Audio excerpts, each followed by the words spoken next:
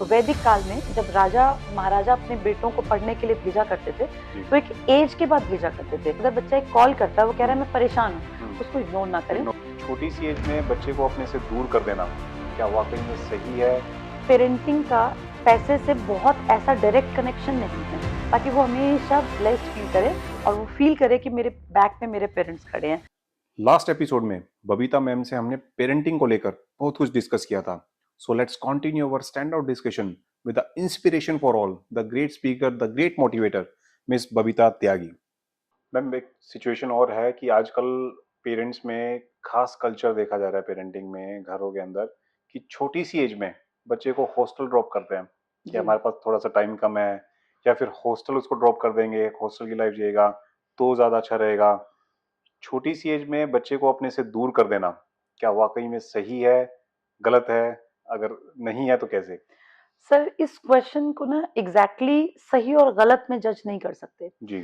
आप देखेंगे बहुत सारे हॉस्टल्स में पढ़ने वाले बच्चे जिंदगी में बहुत आगे निकल जाते हैं, जी। लेकिन आप ये भी देखेंगे कि हॉस्टल में पढ़ने वाले कुछ बच्चे जिंदगी में इतने नकारात्मक परिस्थितियों में चले जाते हैं कि वो सुसाइड तक कर लेते हैं। तो किसी भी चीज को एग्जैक्टली ये कह पाना कि ये 100% ठीक है, 100% गलत है, ये तो पॉसिबल नहीं है। जी। हाँ, मुझे ऐसा लगता है कि एक एज तक बच्चे को अपने पास रखना चाहिए, क्योंकि पेरेंट्स का जो बॉन्ड है, जो जी। प्यार है, वो अगर बच्चे को बचपन में नहीं मिलेगा तो जो एक अटैचमेंट, फैमिली की अटैचमेंट है ना, जो एक होता है कि भाई ये मेरा परिवार है, मन में एक जो पॉजिटिव फीलिंग होती है वो कि मैं शायद कभी वो डेवलप नहीं हो बनी नहीं पाएगी। पाएगी वो चीज। देखिए, टीचर्स बहुत अच्छे हो सकते हैं, बहुत अच्छा ध्यान भी रख सकते हैं, बच्चे को सारी सुविधाएं भी हम पैसों में खरीद के दे सकते हैं, लेकिन एक चीज होती है कि एक बॉन्ड होता है माँ बाप के साथ बच्चे का, जो इंटीमेसी होती है।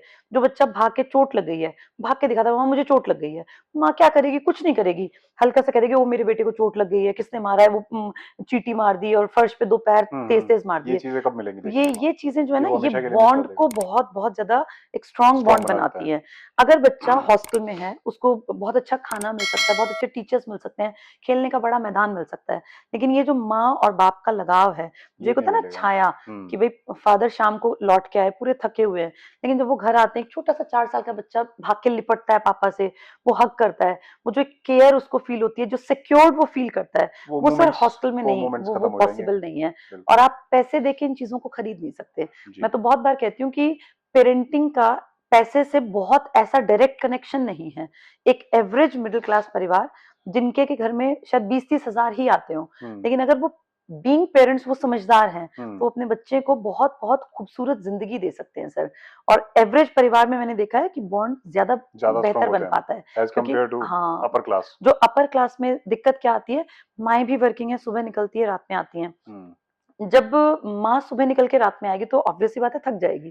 थकने के बाद फिर वो आके कहीं न कहीं चिड़चिड़ाहट आ जाती है। वो 4 साल का बच्चा जाके माँ को हग कर रहा है, कभी कह रहा है मुझे आपके पास सोना है, मम्मा आप मुझे खाना खिलाओ, आप मुझे अपने पास सुलाओ, तो वो चीज़ें इरिटेशन पैदा करती हैं। और बच्चा वो तो छोटा है, वो तो एक बहुत उसको तो वो तो एक प्यार मासूम सी चाहिए, वो कली है। समझेगा भी आप नहीं एक बार डाँटेंगे, 2 बार डाँटेंगे, 3 बार, फिर उसको लगेगा कि शायद मेरा व्यवहार गलत है।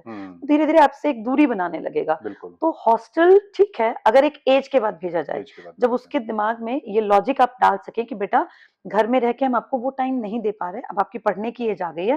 देखिए, पुराने टाइम को हम याद करें, हम वैदिक सभ्यता, भाई हम भारत में बैठे हैं। बिल्कुल, बिल्कुल। वैदिक काल में जब राजा महाराजा अपने बेटों को पढ़ने के लिए भेजा करते थे, तो एक एज के बाद भेजा करते थे। ऋषि उस मुनि के पास आश्रम में हाँ, भेज देते थे। उस जमाने में तब भी बच्चे एक तरह से हॉस्टल ही था। हाँ? वहां भी वो गुरुजी के पास जाके उनकी सेवा करते थे, गुरुकुल बोलते गुरुकुल थे। सिस्टम था।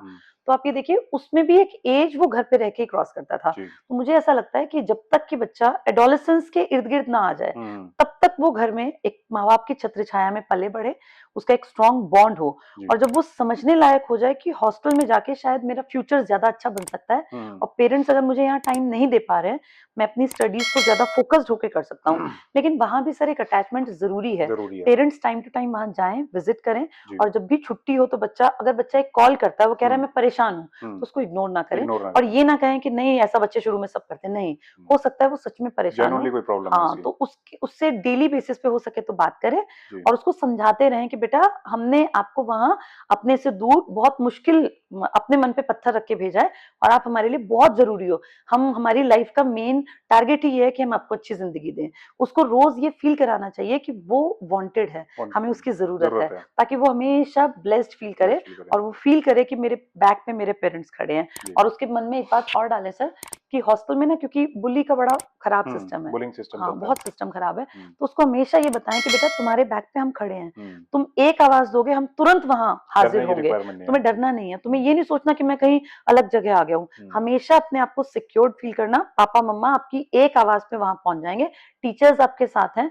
अगर आपको लगता है कि टीचर्स आपके साथ नहीं खड़े हैं तो माँ पापा हमेशा आपके साथ खड़े हैं, उनको ये फील कराएंगे ना, एश्योरेंस देंगे, तो मुझे लगता है फिर बच्चा दिक्कत नहीं मानेगा। और भी बहुत सारी बातें हैं जो मैं बबीता मैम से जाननी है। We will continue our discussion with her in the upcoming episodes. So don't go anywhere. Stay tuned with Career Channel.